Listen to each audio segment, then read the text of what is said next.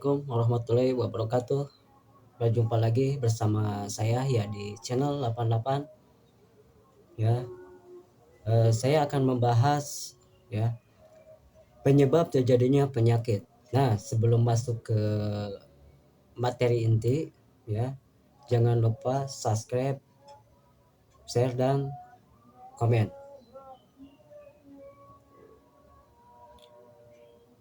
Penyakit atau sakit terjadi akibat adanya ketidakseimbangan tubuh manusia akan mencapai tingkat keseimbangan apabila terpenuhi nutrisi, makan, air, minum, istirahat, tidur, dan proses berpikir.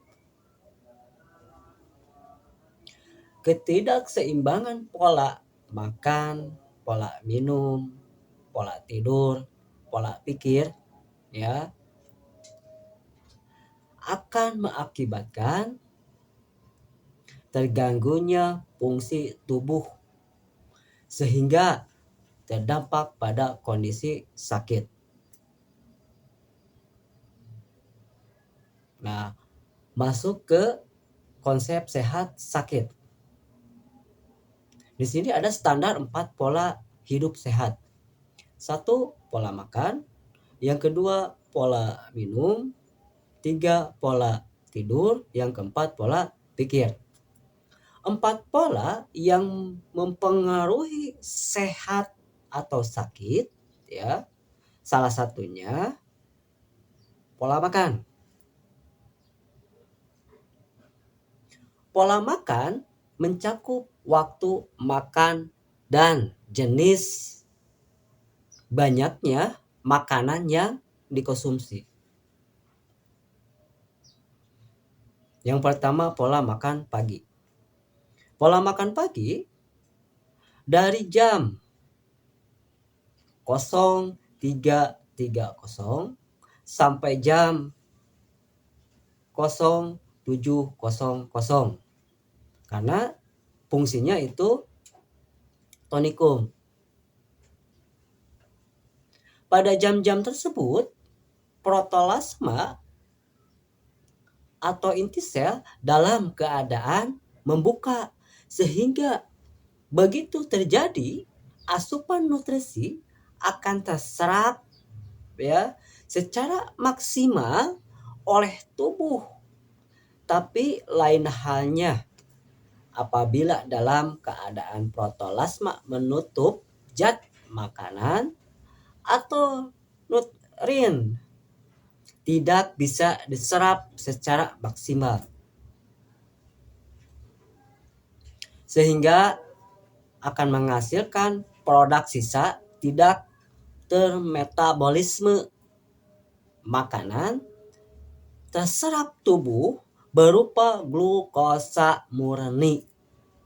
Melalui proses anabolisme, 90% masalah dalam tubuh manusia diakibatkan oleh pola makan yang tidak baik.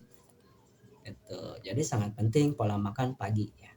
Pola makan pagi itu dari jam 03.30 sampai jam 07.00. Nah, karena fungsinya itu tonikum. Ya. Proses penguatan protoplasma ya. Proto itu sama dengan pertama, plasma itu materi yang dapat dicetak.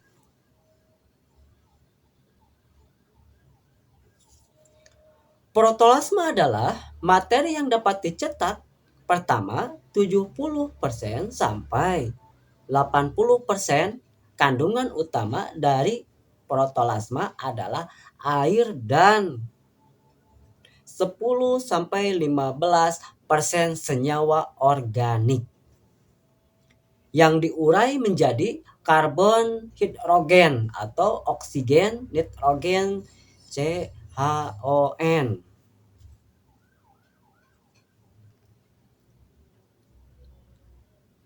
Protoplasma mengandung antizat hidup yang bekerja menjaga kestabilan berat badan. Karena hal yang tersebut dapat diserap oleh tubuh seperti yang dijelaskan di atas tadi ya. Makanan baik dikonsumsi saat sarapan pagi adalah karbohidrat inti. Ya, karbonhidrat inti itu ya adanya di nasi atau gandum. Sarapan pagi yang baik adalah karbohidrat inti. Oke, karbohidrat inti ya atau kompleks. Itu ya nasi. Ya gimana kalau sarapan bubur? Itu kan gorengan, bala-bala, ya lontong. Ya ini kan yang disarankan ya karbohidrat inti. Ya nasi. Kalau misalkan bubur kan itu udah dicampur air juga gitu kan. Apalagi ya bala-bala. Kalau digoreng ini banyak minyak gitu. Itu. Nah, ini kan kalau mau pola makan paginya teratur, maka terhindar dari sakit. Dengan salah satunya untuk menjaga organ lambung juga. Gitu. Ya, fungsi sumber energi ini masuk ke fungsi sumber energi atau karbohidrat inti ya akan menjadi energi yang besar jika ya karbohidrat tersebut secepatnya diserap oleh inti sel pada jam 03.30 sampai jam 07.00. Nah, karena mulut sel masih terbuka sehingga masuk diserap oleh inti sel sehingga menjadi energi yang kuat. Nah, sekarang masuk ke pencegahan timbulnya penyakit ya. Jika inti sel mempunyai cadangan energi, maka mitokondria dan membran sel juga akan kuat. Jika sel kuat, maka penyakit atau racun yang masuk secepat dikeluarkan, distabilkan oleh tubuh. Oh, ini sangat penting ya, sangat pentingnya menjaga pola makan pagi. Mengontrol berat badan. Nah, ini berat badan juga harus mengontrol. Oke, ya. Jadi pencegahan timbulnya penyakit ya.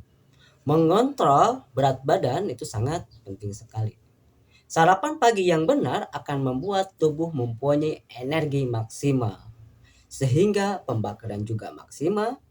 Jika pembakaran maksimal, maka lemak di tubuh akan terkontrol maksimal sehingga berat badan akan ideal. Gitu. Membantu otot tetap terjaga. Oke, jadi sangat penting juga ya ternyata sarapan pagi itu ya. Gitu. Oke, lanjut ya.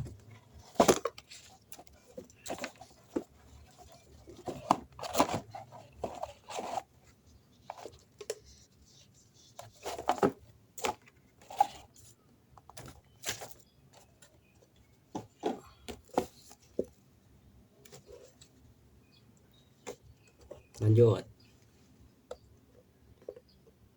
Jadi, sarapan pagi yang benar membuat cadangan energi maksimal. Jika cadangan energi maksimal, maka otot jaringan tubuh akan terjaga. Oke. Ya, ini sangat luar biasa ya pola makan pagi itu ya. Itu. Oke. Lanjut ya. Tadi kan makan pagi ya. Nah, sekarang lanjut ke makan siang. Makan siang dari jam 11.00 sampai jam 13.00. Nah, makan siang itu ya fungsinya atau sifatnya itu balancing ya, jadi penyeimbangan gitu.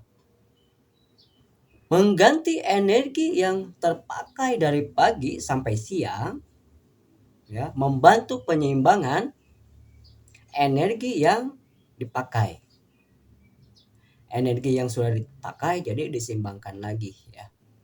Energi siang dipenuhi akan membuat jantung mempunyai energi hingga jantung maksimal dalam menjalankan piketnya gitu. Karena dari jam 11 itu sampai jam 1 piket organ jantung. Ketika jantungnya pengen sehat, pengen kuat, maka pola makan siangnya itu harus terjaga. Gitu ya. Gitu. Yang terakhir pola makan malam. Pola makan malam dari jam 17 sampai jam 19.00 ya, karena fungsinya itu untuk cleansing atau activating, membantu proses regenerasi sel, membantu menjaga kerja usus sebagai persiapan cleansing dan activating sel dalam proses apoptosis, katabolisme dan anabolisme sel. Jika makan malam lebih dari jam 19.00, maka masalah ya istirahat usus berkurang karena terus bekerja menyerap nutrisi. Nah, itu manfaatnya ya. Itu ketika melebihi makan malam dari lewat jam 19.00. Manfaat makan malam dilakukan tepat pada waktunya. Jadi makan malam itu harus tepat pada waktunya ya. Dari jam 17 sampai jam 19.00. Mengurangi lemak LDL ya. Ketika makan malam lewat dari jam 19, maka akan menyebabkan cadangan lemak, dan ketika lemak tersebut tidak terbakar akan kurang gerak, maka akan menyebabkan penumpukan gitu. Jadi kalau misalkan makan malam ya lewat dari jam 19 atau kurang gerak, misalkannya tidak digerakkan sesudah makan tidur berbaring ya, nah itu akan penumpukan ya, penumpukan lemak LDL gitu. Nah, salah satunya mencegah meningkatnya kadar gula darah dalam tubuh.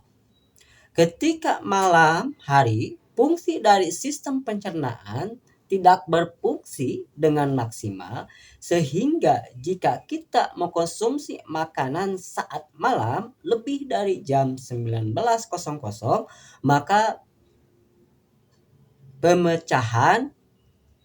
pemecahan glukosa untuk dirubah menjadi asam amino, kemudian dirubah kembali menjadi glukogen, lalu diproses menjadi energi, menjadi tidak sempurna dan meningkatkan kadar glukosa tubuh ya. Jadi akibatnya diabetes tipe 2. Nah, itu manfaat ya dari pola makan ya. Mungkin segitu aja ya rekan-rekan, semoga bermanfaat ya sharing ini. Ya, ini sangat penting ya dari pola makan. Dari pola makan ini sangat penting. Berarti ada 3 pola lagi ya. Yang semuanya 4 pola. 1 pola makan, yang kedua pola minum, yang ketiga pola tidur, yang keempat pola pikir. Nah, itu naik ya di video selanjutnya ya, edukasi pola minum. Itu. Terima kasih rekan-rekan. Assalamualaikum warahmatullahi wabarakatuh. Jangan lupa subscribe dan komen.